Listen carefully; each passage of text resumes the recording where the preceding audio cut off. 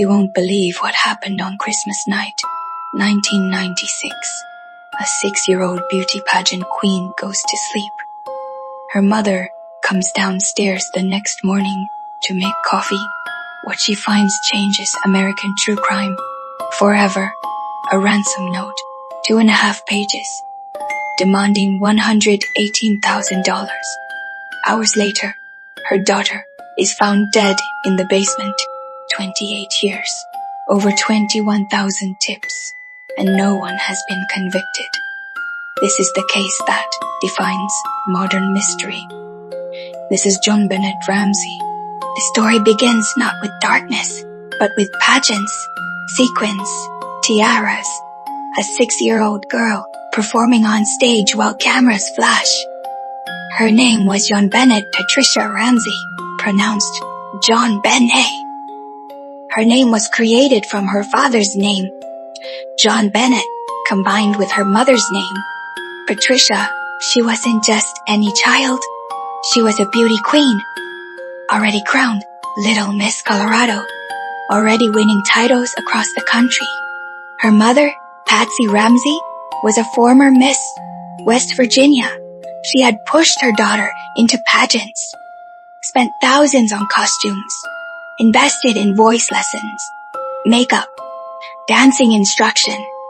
JonBenet became her mother's project, her mother's dream. But on the 25th of December, 1996, Christmas night, that dream died. JonBenet Patricia Ramsey was born on the 6th of August, 1990. She lived in Boulder, Colorado, in a sprawling mansion. The president of Access Graphics, a computer software company, the Ramsey family had money, real money. They had homes in Colorado, Georgia, and Michigan. They attended St. John's Episcopal Church. They appeared normal. They appeared perfect. But JonBenet's life was not normal for a 6-year-old. While other children played with dolls, JonBenet practiced her pageant walk. While other kids watched cartoons, JonBenet practiced her talent routines. Her older brother, Burke, was 10 years old. He had largely escaped his mother's pageant obsession. But JonBenet was front and center. She was the golden child, the beauty queen in training, the girl with the stage presence and the public persona. Patsy's sister was also a former pageant queen. The pageant world ran in the family.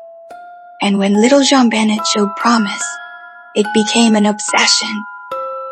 Custom-made costumes with real sequins, hair teased and curled, makeup applied to a child's face like she was a teenager. The photographs and videos that circulated showed a girl far older than her years, a girl who looked like a Maisian pianista.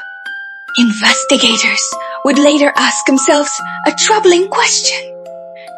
Had someone in that pageant community become obsessed with her for the wrong reasons?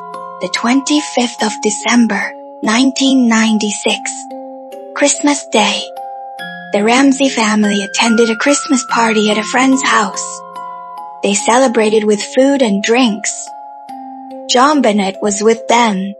Around 9:30 p.m., they returned home. John Ramsey carried his sleeping daughter upstairs. Patsy tucked JonBenet into bed. It would be the last time she saw her daughter alive. The house fell silent. The family went to sleep.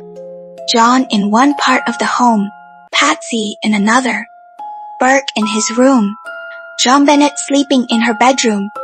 Everything seemed normal. Everything seemed safe.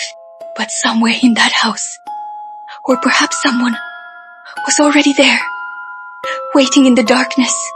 The 26th of December, 1996, 5:30 a.m., Patsy Ramsey woke up to make coffee. She went downstairs. As she descended the back stairs leading to the kitchen, she found a piece of paper on the steps. A handwritten note. Not a small note. A note that was 2.5 pages long. She began to read it. Her hands began to shake. The note said her daughter had been kidnapped. It demanded $118,000. It said kidnappers would contact the family. Before 10 a.m. it was signed SBTC, a signature that has never been identified. Patsy's world collapsed in seconds. She ran upstairs. She checked JonBenet's bedroom. The bed was empty. Her daughter was gone. Patsy called 911 at 5:52 a.m. Her voice on that call was frantic, hysterical. She screamed that her daughter had been kidnapped. Police responded within minutes. Officers searched the house. They found nothing. JonBenet was simply gone. Hours passed. The morning dragged on. The ransom deadline came. 10 a.m. No phone call. No contact from kidnappers. No word. No proof that JonBenet was alive. Police began to suspect something was wrong. This didn't feel like a real kidnapping. Something about this felt off. Detective Linda Arndt, one of the first responders, made a decision. She asked John Ramsey and his friend Fleet White to conduct a search of the house. A top-to-bottom search. They walked through the sprawling mansion, room by room, looking for any sign of JonBenet, any clue. John Ramsey went downstairs into the basement. He came to a small spare room. The door was latched. He opened it. What he saw inside would haunt him forever. JonBenet's body lay on the floor. She was naked from the waist down. Her mouth was covered with duct tape. Her neck was wrapped with a cord. A garrote. A ligature device used for strangulation. Her body was cold. She had been dead for hours. John Ramsey screamed. He picked up his daughter's body and ran upstairs. The crime scene was contaminated. Evidence was moved. The body was touched. Detective Arndt later moved the body again, closer to the Christmas tree upstairs. By 2 p.m., JonBenet's body was found and removed from the house. At approximately 10:45 p.m., an autopsy was conducted on the 27th of December, 1996. The cause of death was asphyxiation due to strangulation. But there was more. Her skull had been fractured from blunt force. Trauma. There was evidence of prior sexual injury. Unknown DNA was found under her fingernails. Unknown male DNA was found in her underwear. The ransom note became the focus of investigation. It was 2.5 pages long, written on a notepad from inside the house, meaning it was written after the family arrived home on Christmas night. Or it was written by someone already in the house. The note was oddly specific. It mentioned John Ramsey's salary. It mentioned his job at Access Graphics. It contained details about his life. How would a random kidnapper know these things? How would they know his exact salary? Police discovered that the person who wrote the note had practiced it first on another piece of paper. They wrote it out as a draft before creating the final version. This suggested premeditation.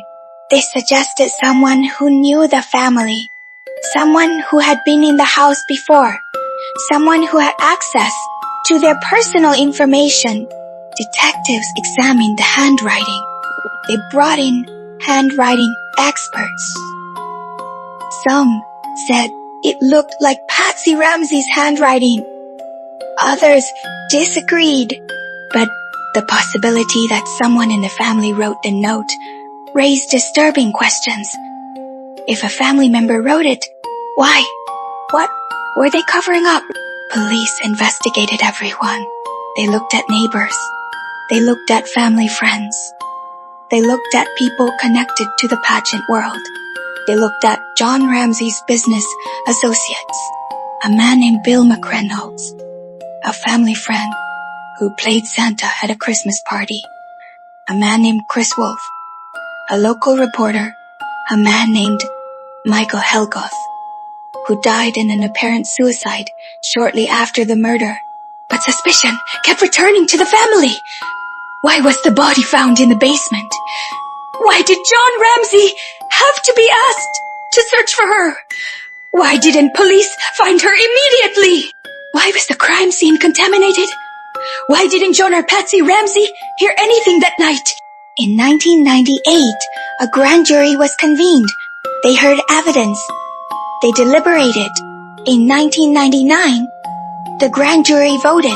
They voted to indict John Ramsey and Patsy Ramsey on charges of child abuse resulting in death. The district attorney, Alex Hunter, did not sign the indictment. He said there was not enough evidence to prosecute beyond a reasonable doubt. The vote was sealed. The indictment was hidden for 14 years. In 2003, new DNA evidence emerged. DNA recovered from JonBenet's clothing was analyzed. A male DNA profile was found. It didn't match John Ramsey. It didn't match Patsy Ramsey. It didn't match Burke Ramsey. It matched no one in the family. This DNA came from an unknown male. It was found on her body in multiple locations. Under her fingernails, in her underwear. The DNA was consistent with someone who had touched her, someone who had handled her, someone who had likely killed her. In 2006, a man came forward. His name was John Mark Carr. He was an American teacher living in Thailand. He said he had killed JonBenet. He claimed he drugged her. He claimed he sexually assaulted her. He said her death was accidental.